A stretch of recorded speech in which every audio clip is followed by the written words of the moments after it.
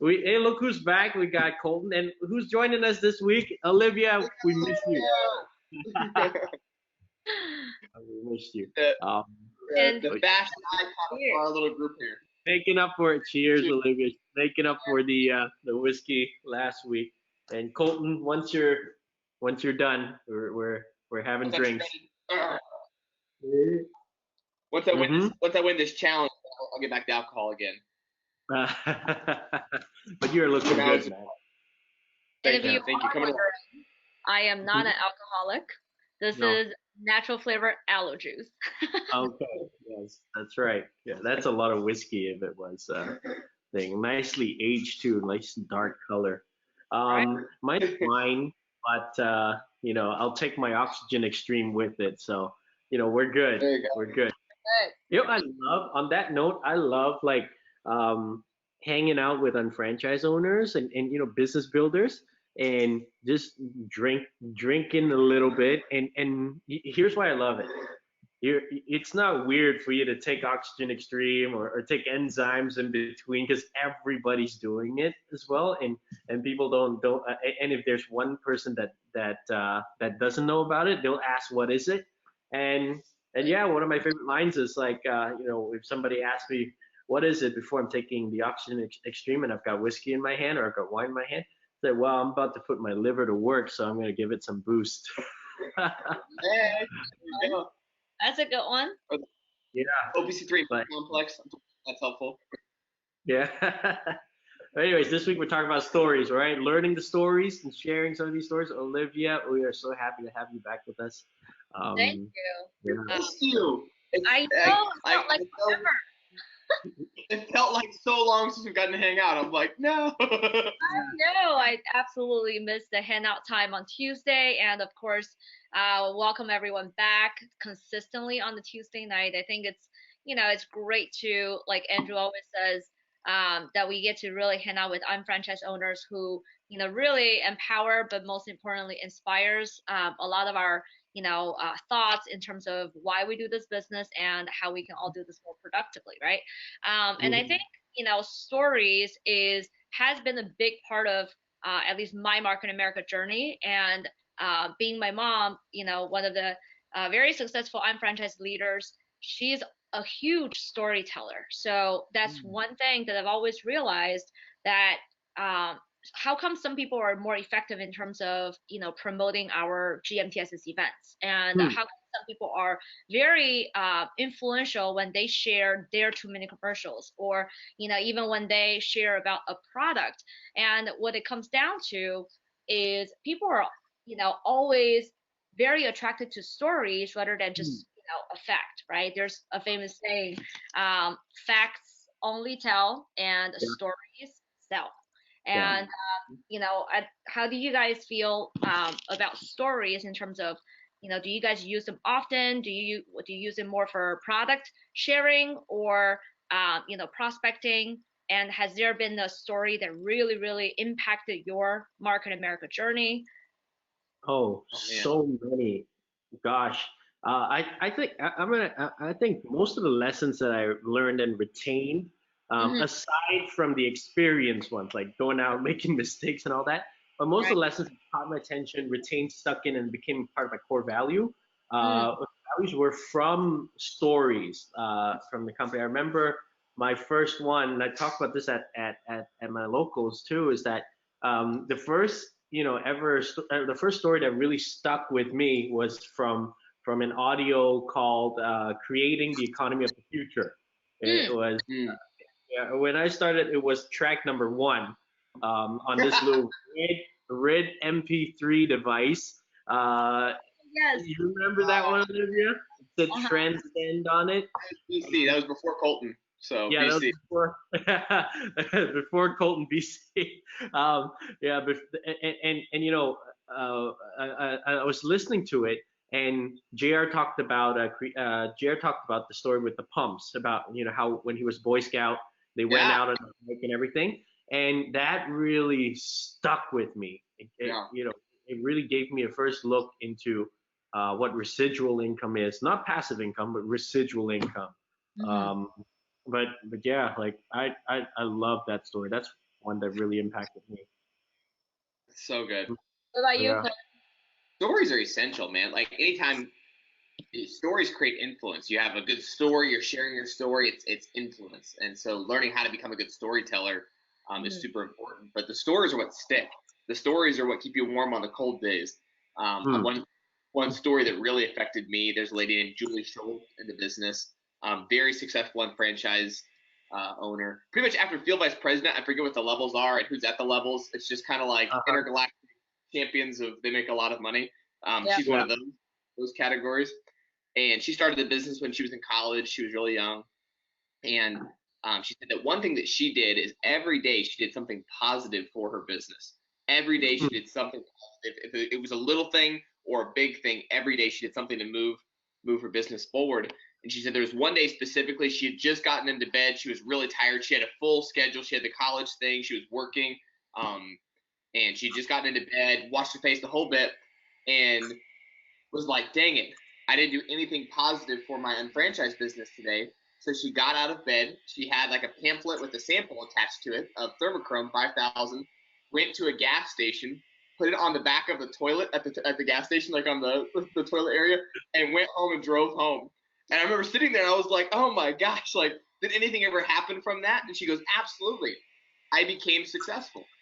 And I was like, what do you mean? I was like, did the person call you back? Did you sell that product? Did you create anything from that? She goes, no, it was the person I became by being the person that would get out of bed to go do something positive for my business when I didn't feel like it, that led to all the other days when I did stuff that was awesome, that I became successful. And I really held on to that story, that there wasn't anything super impressive about that, but every day she moved her business forward. I held on to that. Like there was days I'm like, I got to do something for the business, man. She got out of bed, I can get out of bed. She did this, I can do that.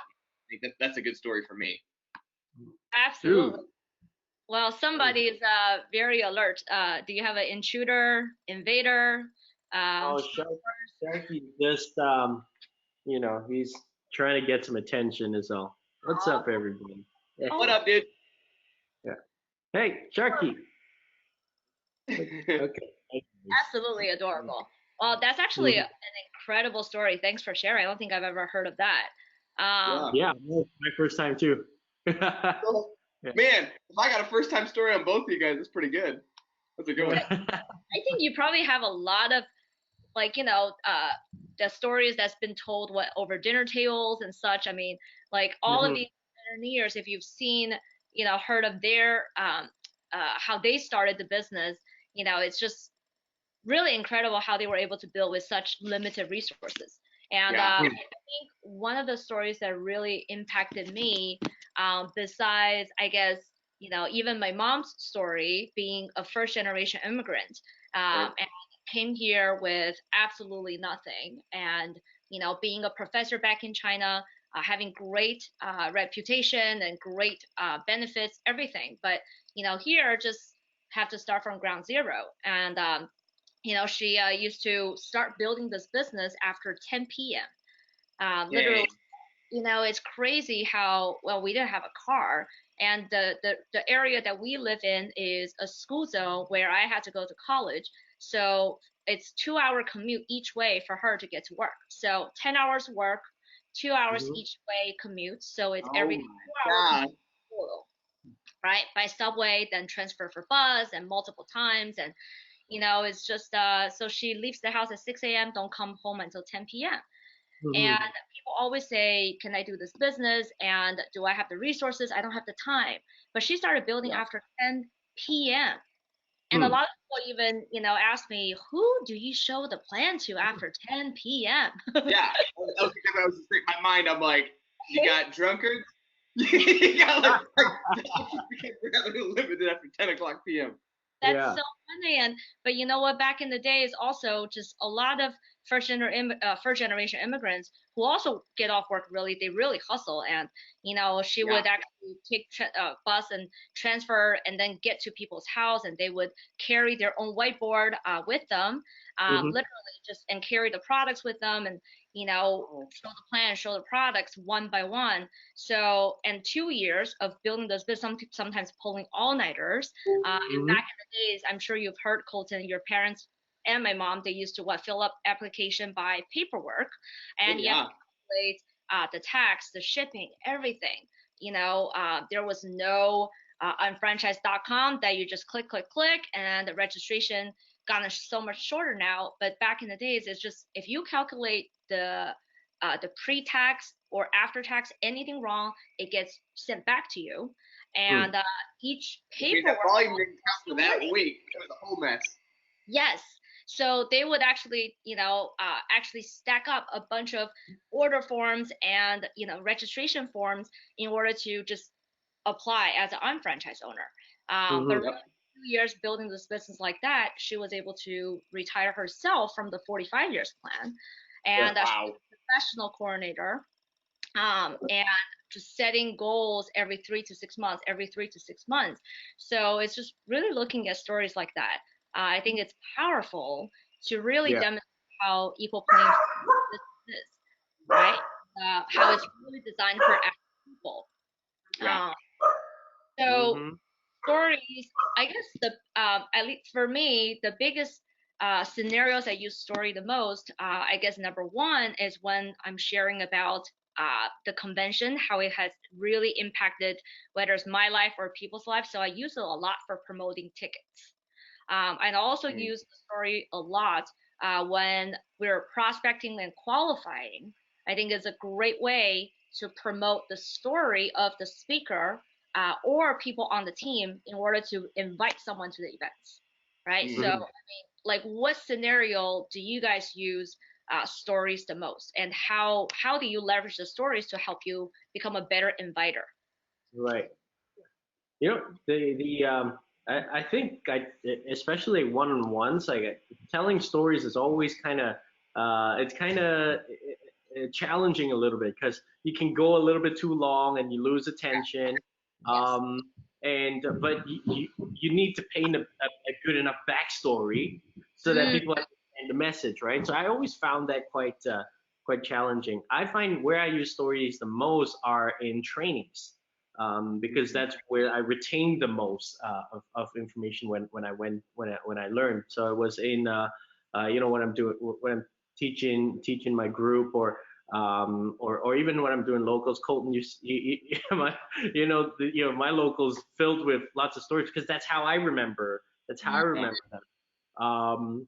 But there's the stories that are like your mom's story, which is super inspiring and from firsthand experience. And then there's also stories that send a message, like ones that JR uses. The starfish story, made a difference to that one.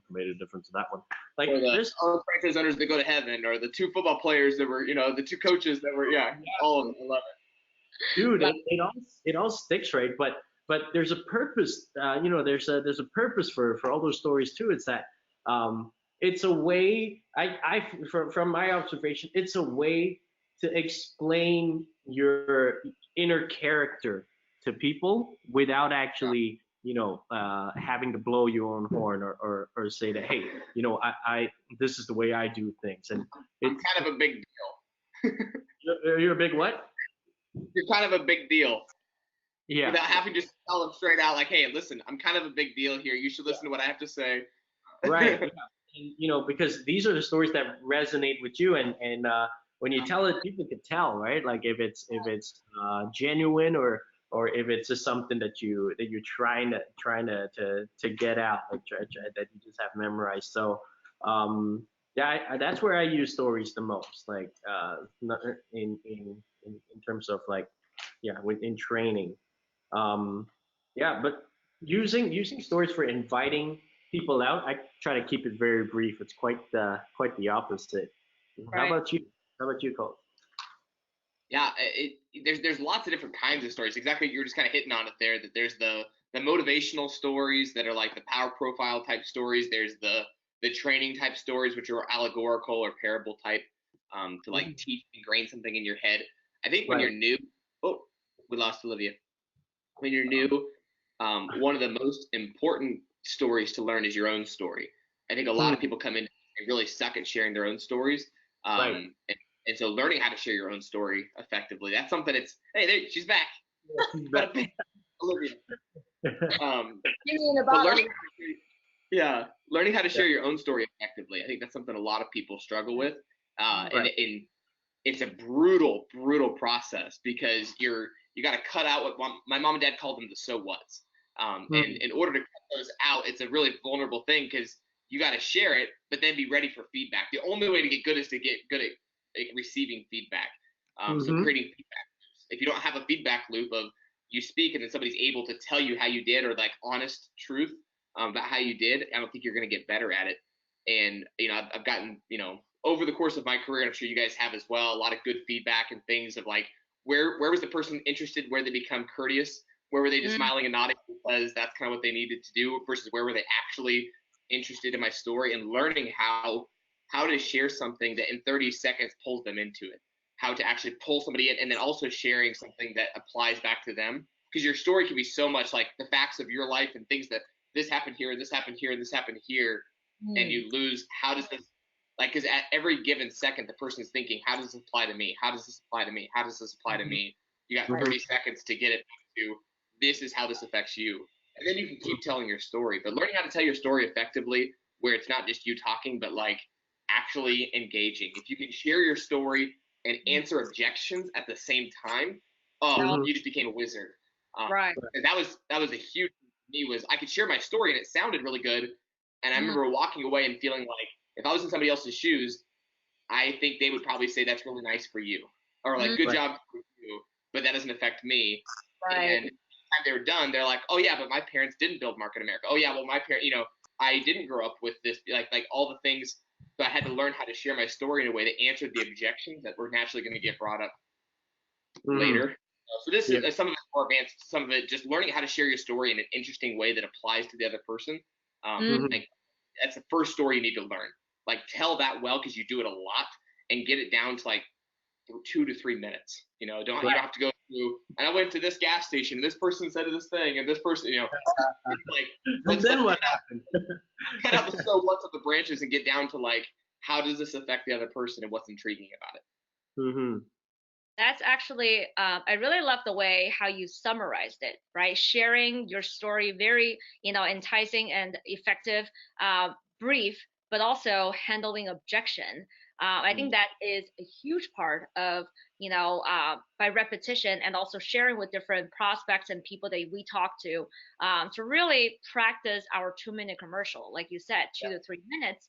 That's why as an on-franchise owner, I think one of the best thing you can do and sharpen up the skill sets is to really hone in on your 2-minute commercials, right? So it's not. How long did it take you to work on yours, Olivia? Because I love your intros at the convention. It's at a people are mouthing it out with you. $200,000. Education. What's that? Tuition fee. Every single cent was from Market America. Like that's a classic Olivia story. How long did it take you to master that? I'd have to say really.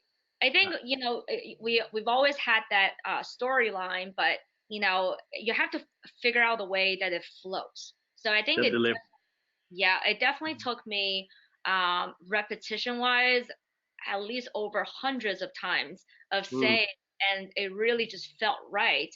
And, I don't know about you guys, but we also instruct our our new on-franchise owners to always write a 2-minute commercial out, right? Don't underestimate the power of writing things out. In the very beginning, you're going to sound memorizing, rehearsing, but it's really when it truly gives you that emotion. I think that's when okay, this is the right version. What about you guys? I mean, did you find the way that you felt comfortable right from the get-go, or it took you several Yeah, I actually typed out like a lot of JR stories when I was learning them. Like especially the stuff that stuck with me. I type it out and then I try to say it. You know how people like they sing in the shower? Yeah. Sometimes I tell stories in the shower. Oh yeah.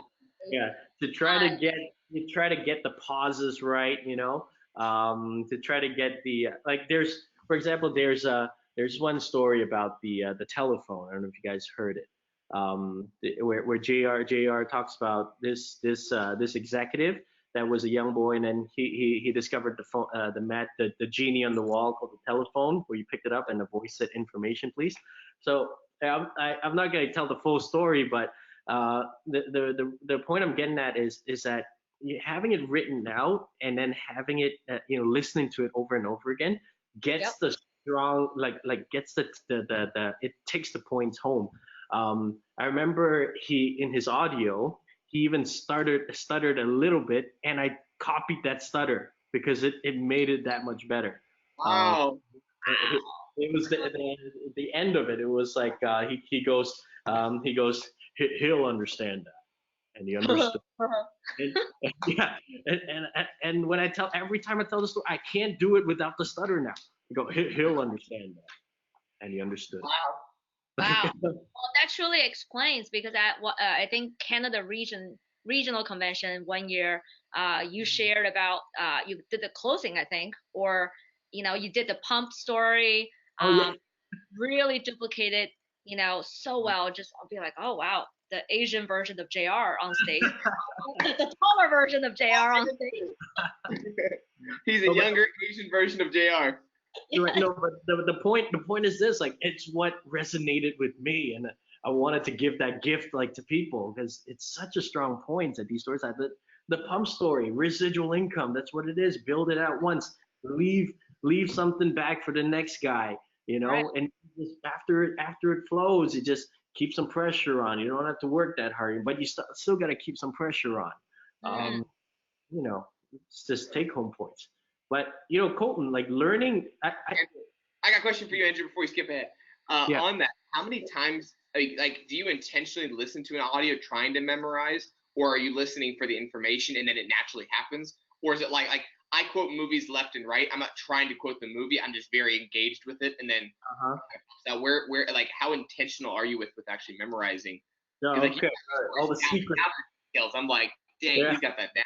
All the secrets are coming out. So, it's if I when I hear it, when I'm listening to audios, or I hear something interesting, whether it's Market America audios or from podcasts or from Power Profiles, where I hear something that really resonates with me, and I feel, hey, you know what, I like that message, and I'd like to send that message. When I hear that story, I find the time, I remember the timestamp on where it's at, and listen to the whole thing. You typically just finish the whole audio, but I have that timestamp remembered. So I'll go back and I'll listen to that different portions of it and type it out. But it's a lot of pause, rewind, repeat, until you get the key points. It's how do you say it? It's like what's that? You know how stand-up comedians, they come up with their bits. Your dad actually tried stand-up comedy for a bit, right? Yeah, it was very fun. Did you see him prepare at all? I did. Well, I actually recently found some of his jokes. I found a whole folder of David White jokes, and they're great. They're really good. I was like, wow, this is really good. But every word scripted out. That should be a breakout, a David White at stand-up. Oh, seriously though, not my dad's even necessarily his breakup, but there's on Netflix there's a show called, I think it's called The Comedian. It's with Jerry Seinfeld, and they go through, because he gave up all of his material, started from scratch, which never happens in the comedy world. Usually you have a great bit, you have a great set, and then you add on little bits as you go along, but you don't take apart the entire thing and start from scratch. He started completely from scratch and went out and recreated all of his material again. And you watch a joke that at the beginning of the show bombs. The whole, it's funny to watch somebody so good, like Jerry Seinfeld. This is after his show. This is his peak. Even between his stuff, he's flying around in private jets. He's really killing it in the world. But in comedy, he got 3 minutes and they were booing him off. That's all the patience the audience had, because they're paying for him to be funny. And so really honing the joke, where even the words were the same, but the way he said them, the way he delivered them, the pause, like you were talking about earlier, the pauses followed by the way he says it, and then watching that same joke at the end of the show kill it. That was really fast to watch, and there's a lot of similarities in our UBPs, and because you get the same presentation over and over and over again. So it's not like you can be like, this is the 1,000th time I've said, this exact line. It's got to be, this is the first time I've said this, and people feel like, wow, like they're drawn into it. And that's the community. It's a lot of similarities on that. Right. Dude, like that, that's valuable information right there. A lot of people think that, you just get good by just doing it a lot.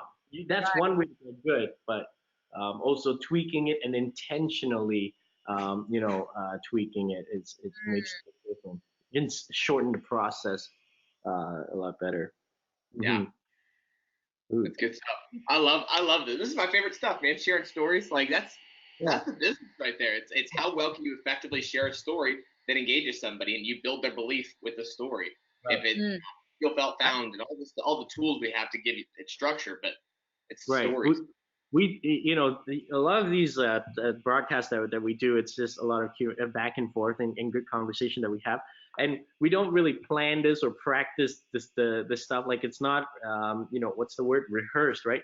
I'm going to throw this out there. I say we each got to tell a story before we log off this evening. All right. Yeah.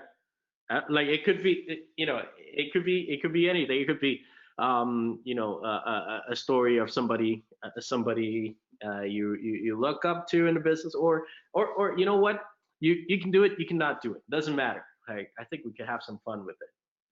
Absolutely. Love it. That it doesn't matter if it's a story that people may have heard, but it's, I think one of the audios that I really, really enjoyed when I first, was working on just, talking to people in general, communication skills, was I loved listening to JR's, there was a audio called When in Doubt, Blurt It Out. Oh, I love that. Yeah. Old school. Not available anymore, right? No, it's gone. I am so upset. Andrew, can you talk to the corporate and be like, put that audio back? I think I have it on my computer, like one of my old computers. So I'm gonna look for it. I'll send it to you. That'd be so good. Yeah. The Sandy story, how she was recruited. Remember, like somebody called. One phone call to the hair salon. It was wrong Sandy. Yeah. Wrong Sandy. Yeah, Sandy's in my parents' group. That was my Aunt Sandy growing up. So that's one of my favorite stories in the whole company. Sandy Rodriguez. All right. We're gonna let Olivia tell the story. I want to hear this one again. Oh my goodness! And calling. Can I speak to Sandy regarding this product? And she's like, who? Which product? I believe it was the Clear Shield. Was it? Mm-hmm. And yeah. And so Sandy's like, well, I don't know what you're talking about. But really back and forth several times right before she was gonna hang up. I guess that's the point here. You can't teach someone the greatness that's already within them, and you can't force someone to start looking for change. So she was looking for change deep down. So she said, actually, before you hang up, right? Yeah. What did you want to talk to Sandy about anyway? And wow, can you imagine how happy the person on the phone felt? Just, finally got a fish, right? A big fish. But really, followed up. Let me send you some material, right? And sending her a product to try. So that was the trial size marketing back in the days. And her materials to read. And obviously followed up, show the plan, and just really loved. And the lady showed up at Sandy's house, I believe, right? Showing her how the Clear Shield, cutting up onions. Cut up a raw onion, I remember that, yeah. And wow, rinse it off, no smell, how this can really help the hairstylist. And lo and behold, product lead to residual income concept. And, they've been, a director for 20 plus years, I believe, and many $1 million earners, and, such incredible people. Just every time I listen to that story, I said, I have to talk to a hairstylist. I just have to look up the yellow pages and then be like, well, no, not yellow pages. Yellow pages, man. Yeah, I love it. Oh my gosh. So I got two other fun Sandy stories while we're on Sandy stories. Like Sandy's got so many great stories just because she was such a character. I love Sandy to death. So one other really fun Sandy story. Along the way of building, she was famous for the 3-foot rule. Like anybody that came within 3 foot, she engaged in a conversation. And her and Jackie Blasco were catching a flight together down to Florida. They're up in Wisconsin. They catch a flight to Florida, and their flight got delayed and got delayed and got delayed. And so they're like, why don't we just go get some ice cream, hang out, talk? And then Jackie's like, oh, and I want to watch your 3 foot rule thing. I want to watch you like talk to people. Like I want to see the exact. Oh, I want to see that. Jackie. And so he's like, oh, okay, let's do it. So they get in line. They're in line for the ice cream, and Sandy engages with the person in front of her, talks to her, talks to the lady. Lady shuts her down completely, like doesn't give her an ounce of daylight. And Sandy's like, oh well, moving on, next card kind of thing. And the guy behind her is like, so what are you pushing over there? And Sandy kind of retorts back because she's like, kind of offended, upset. She's like, my luggage. What's the matter to you? Because she's got her luggage in her hand. My luggage. Yeah. I was like, no, I'm sorry, I didn't mean to offend. And anyway, all this ends up leading to that was Jackie Birchman's husband. So Jeff Birchman was in line behind Sandy when she got shot down by the person in front of her in the 3 foot rule. He was looking for something for Jackie because Jackie didn't know where she was going. Jackie Birchman today, if you guys don't know, Jeff and Jackie are directors with the company as well. Very successful owners, all coming out of the 3 foot rule. But even getting shot down, the person behind her engages in conversation. Sandy follows up and ends up leading to a director, which led to a really funny series of stories because Jeff wore a shirt one time. He custom made a shirt that says, I was behind the lady pushing her luggage. And then Jackie Birchman got a shirt that says, I was married to the guy behind the lady pushing the luggage. And then the people on Sandy's team all got shirts that I was connected to, and I was the hairstylist of the lady that was behind the guy in the line pushing luggage. So it became this whole thing. Holy crap. So it duplicated, like the mistake, the wrong phone call to behind her. So it's all intended for the wrong person. Yeah. And another great Sandy story. This is right at the beginning of her career. She asked Jackie Blasco, she says, Jackie, I know you're really successful. You're my senior business partner. I'd love for you to come and do a presentation for my area. How many people would I need to have to get together for you to come out? And Jackie threw out a number. She said, I'll need you to probably bring 20 people for it to be worth my time to drive out there to do the presentation. And Sandy's like, great. Okay, I'll book it. She booked it right then and there. Let's get this on the books. I'll get 20 people in the room. And had all these people invited, but like people kept canceling, and this person canceled and invited more, but people kept canceling. I don't know if you guys have ever experienced that before. People were canceling left and right. And so it was like the day of, and she didn't have 20 people come in that night. And she goes to her mom, and she's like, Mom, I really need help. Her mom was a lunch lady at a local school there. I need help. I need 20 people here. And this just goes to show the tenacity. Like, I think this is what like some people get canceled on, and they're like, well, que sera, sera, that was the end of it. But I think an important skill set is, no, we're going to make this thing happen. This has got to work. I got to get 20 people in the room. I'm going to make this thing happen. So she said, Mom, who do you know that owes you favors? Who do you know that would show up just because you asked them to? And her mom lined up all the other lunch ladies and said, there's a meeting tonight for my daughter. You guys are all coming to this meeting. Get there. Like told them the time and the date. And Sandy had 20 people in the room. Her mom actually went on to hit professional coordinator as well in the whole final process. But I think that tenacity and that fire and that like get it done. I mean, that's a very key ingredient to what we do here. But those are my 3 favorite Sandy stories. The missed phone call, sitting in line behind the person, and getting 20 people on the day of presentation. You know what's cool is like the stories that appeal to us. Like we kind of know the same stories.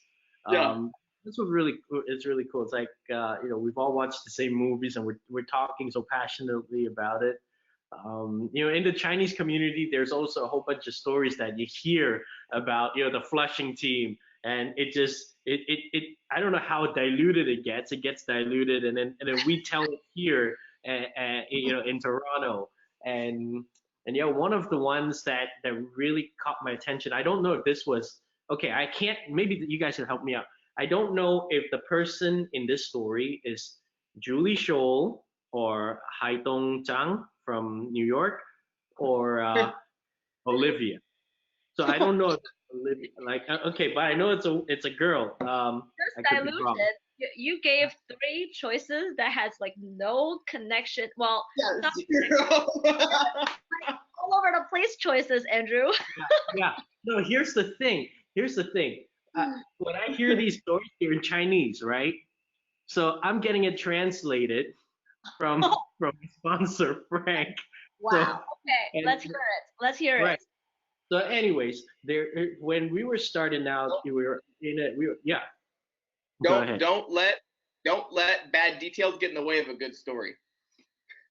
Right. Don't let untrue details get in the way of a great story. Yeah, Who that's cares true. about those? Yeah. Good story, bro. Yeah. We just had one this weekend, like Jim Winkler, perfect example. Don't let bad details get in the way of a good story. He was telling your story, Colton, when you first showed the plan, and you went to somebody's house.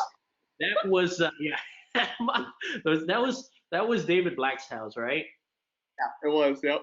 Okay. Yeah, I think Jim Winkler was telling the story, but I could tell I should have jumped in, but he was doing such a great job. And he was like, and that was one of Colton's big partners now, Mike. And It's but all you know good. what? Don't let bad details ruin a good story. But anyways, Nope. this story really kept got me through the early years because we were in a lot of universities and we were building like campus to campus and we had to figure out a way to make it attractive so that people want to listen to what we had, right? And I heard this story from the Chinese trainings that there's this girl that started the business in when she was still in university, when she was in second year university. And and during that time she told her classmates, she told her peers about it, and nobody wanted to do it with her. They all laughed at her. They told her it wasn't going to work. And then when she graduated at fourth year, she gave a speech in front of her friends and her peers, and she said, when I first started this, you guys, you got, I thought I was onto something. You guys kept me grounded. You guys told me I was nuts, and you guys told me I couldn't do it. Um, I want to thank you guys for all that support and getting me here. Um, you know, 3 years ago when I started, I didn't know what I was doing, and I was learning along the way. Today we graduate and we all start our lives. We start our career. Today you guys are going to go out and look for jobs. Today I'm financially retired. And bam, I was like, man, that's such a great story. And Yeah. I'd love to give a speech like that in front of my peers, but here's the thing: was it you, Olivia? That wasn't you. Well, You I did have that story? similar stories, but I didn't give a speech Oh, in okay. front of a group of people. Uh-huh. But it was just back in the days when I started in college, and everybody was already lining up like high-paying jobs from finance industry, and everybody was, that I've shared a concept to. They all laughed at me and Yeah. say, "Your mom didn't pay $200,000 for Columbia University tuition for you to do that." Oh gosh. And so it's just like people ganging up on me and calling me and say, you need to really think about why you're quitting your job, when I was, ready to give up that temporary six-figure income. And Right. so they got their aunts and uncles and everybody on the phone being like, this is an industry. If you really drop out, you don't get to come back. And, it's like, you sure you're doing this for the right reason? But these people never even took an hour to look into what I did. Uh-huh. Okay. Isn't that crazy? All right. Yeah. It's like That blew my mind. people that either support you, that Yeah. respect you, and there's people who really, raining on your parade, but they never even took an hour to look into Mm. what you. So should I listen to them or believe in what I see, right? So then when I quit my job, everybody was concerned, and a few years later, people got affected by the financial downturns and losing jobs or getting pay cuts, and then they see me travel, freedom, residual income, and they started to say, "You're such a visionary." So, but I didn't give a speech, so maybe it's Okay. Maybe it wasn't you, but you know what? I'm gonna use your story from now on too. Like now we got it from the source, Colton. Yeah, there you go. There you go. Yeah. Yeah, maybe that it was one of the other two ladies. All right. It's probably Julie, because Haidong started in LA, Okay. sponsored by my mom. Uh-huh. She's actually a great story too. I mean, just build first center in 10 and a half months. Mm-hmm. Um, Three really, credit cards. huh? Was three credit cards? Was that Haitong? She was, yeah, kinda, just, yeah, basically just like without no money, new immigrant, literally pretty much quit the job and went full time and leveraged the three credit cards, just, but really had that deadline and urgency to make money fast so that Hmm. she would be able to, pay the credit card back and, Right. and really did it. Um, I've heard stories of I've heard one credit card to pay off the other one, that one pay off the other one, and then just rotating it. Yeah. Um, and then what is she now? Like executive director, Executive director. Yep. director. Gosh, so many great stories. We gotta take this all in. We gotta soak this in, do our research, and I think that's one thing we gotta come back and be better at, like telling great stories, great, you know. Well, Definitely. we're already Well, doing a lot of. I think it's important to have them in your tool belt. I gather stories. Like it's Yeah. amateurs listen and they absorb it for themselves. Professionals think, who else could use this? Whether that's an Mm. audio, whether it's a good story. So I kind of gather these stories up because, like Andy Webb. Andy Webb's one of my favorite stories in the company. It was an article that Frank Kiefer put in a newspaper, like looking for inspirational people. He goes, "This is the only one I ever did. I did one newspaper ad." Ended up being Andy Webb responded to it. He showed Andy the plan. Andy Webb sold for Vector Marketing, which is basically Cutco. Cutco. Yeah. Yep. So Cutco knives, but he was the manager. So he brought on the Cutco salespeople. So the guys that go to your door that sell the Cutco knives, he was the guy that brought those guys on. And when he saw that it was vertical marketing, because he said, I brought on over 500 people a year. At the beginning of the year, I'd bring on 500. By the end of the year, we'd have zero. Every year was 500 people. He would bring it on. He goes, man, if they weren't all in competition, but we could stack them, I put 250 on the right and 250 on the left, stacked on top of each other, and they got 100% commission on each other's sales. Like that would be that's a game changer. He got so excited. I use that story all the time when I talk to salespeople. Door-to-door salespeople, especially. But anyway, I'm like, that's a story. That's a tool that I now have because I'm like, oh man, I don't know exactly how you feel, but I know a friend of mine named Andy that felt the exact same way. There's always turnover. It was crazy, but he found if we paid synergistically 100% connected, it changes everything. Today he makes $18,000 a month on an ongoing basis from a decision he made in the 90s. To look at this a little further. Gosh. That's a great story.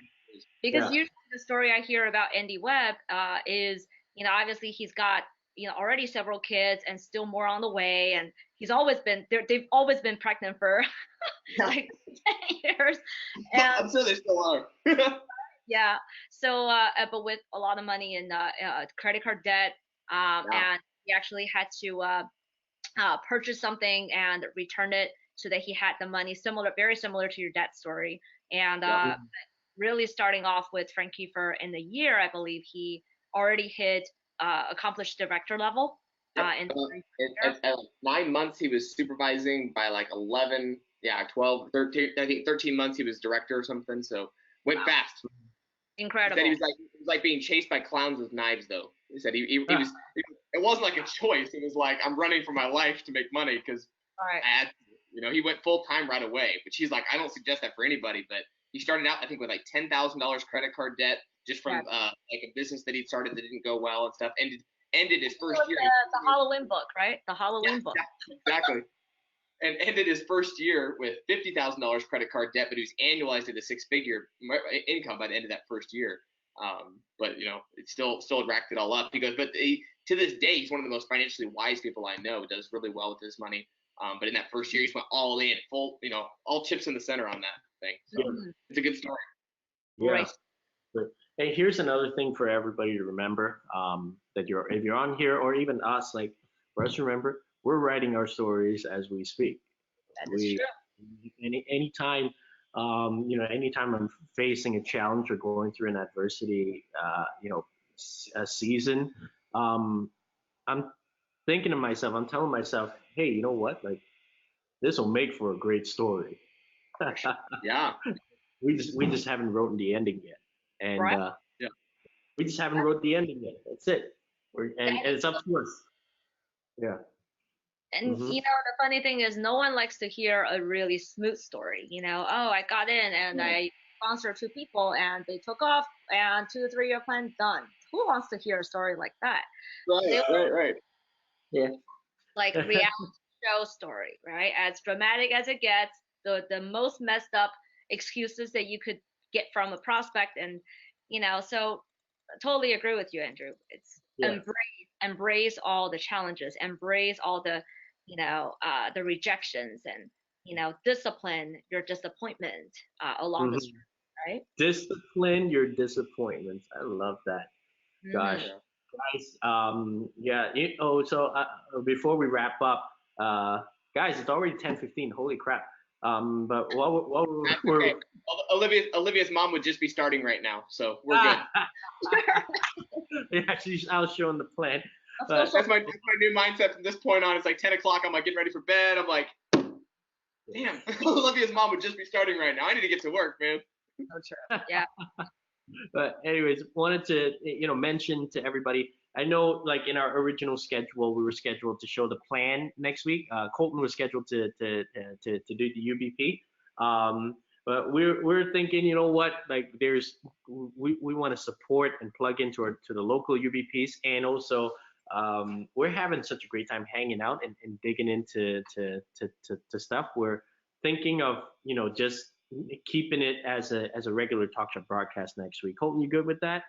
I think it's amazing. I got a question for you guys. I was thinking this last week as far as the topic's concerned, and we can talk about this more afterwards too, but I think it'd be fun to talk about the rhythm of the business. This is a question I get a lot, is like the rhythm and the flow of a business, and how to like you can go really hard for a week, but how do you do it where it's like consistent and part of your lifestyle?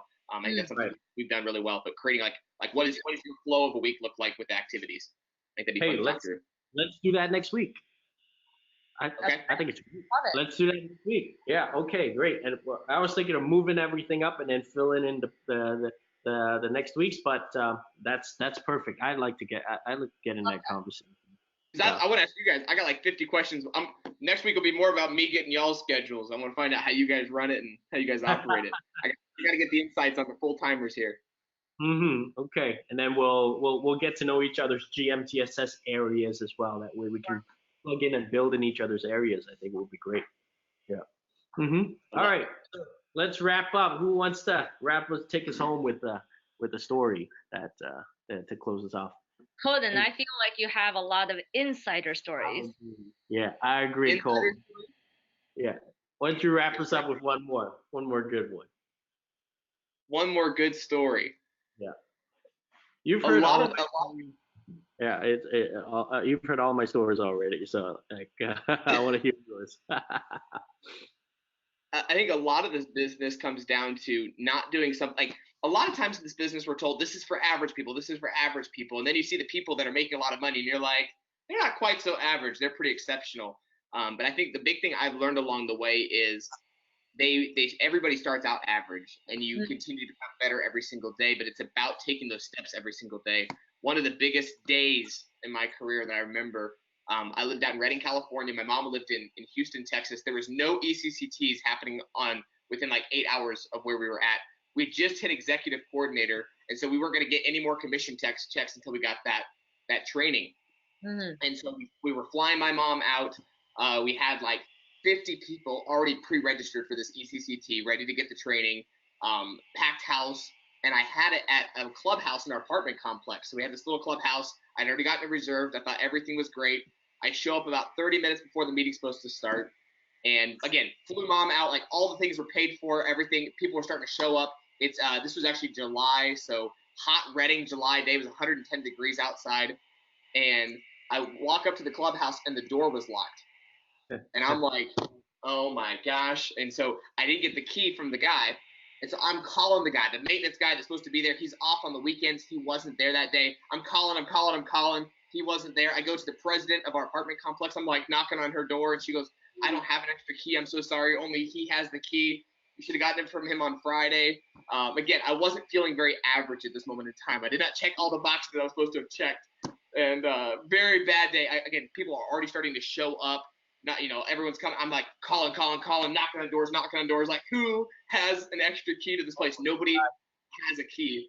50 people showing up. I'm like, what do we do? Can we have it in my apartment? Like there's no room for this. This is going to be horrible. These people all paid $50. And I don't have a space. Like, I am freaking out. And one of the guys on my team, David Black, was like, we could probably get the hinges off the doors. One of those doors that had outside hinges. We probably pop the hinges off, pull the door off the edge there, go inside and put the hinges back, and nobody would ever know the difference. And I was like, do it, man. We gotta do it like now. And we did it. We popped the hinges off of the door, pulled the door off, got into the room, and about 30 minutes later, the maintenance guy shows up with the key.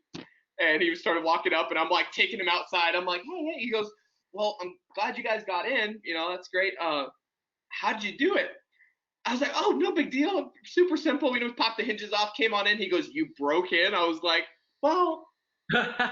I was like, can we talk about this tomorrow? Like, I got this thing. He goes, we're going to talk about this tomorrow. I was like, okay, we'll talk tomorrow, and all this stuff. I ended up writing the guy checked specifically for coming out, and we took care of it the next day. But we made it happen. And that's not a fun story. That's a story I'm actually very embarrassed about. I can't believe it happened, and it happened that way. But I think the fact that we made it happen, you make stuff happen. You make that decision, you make it happen anyway. And then, I decided to become better. That was the last time I've had to bust into a room for a meeting to happen. That was the last time. I've always, from that point on, double checked. Do I need a key? Do I need to get anything else? And, so good. Make it happen, get it going. Make the decision. And then once you've made that decision, it's going to happen no matter what. And the hows will come into place, whether it's popping the hinges off or busting the window open, but you'll make it happen. That's so good, man. Great story. Yeah. You know what? Like all of our listeners here, we hope you guys have not as nerve-wracking as that one, but I think we'll all have our own variations of crazy stories and experiences as we're building this, and we look forward to hearing about them.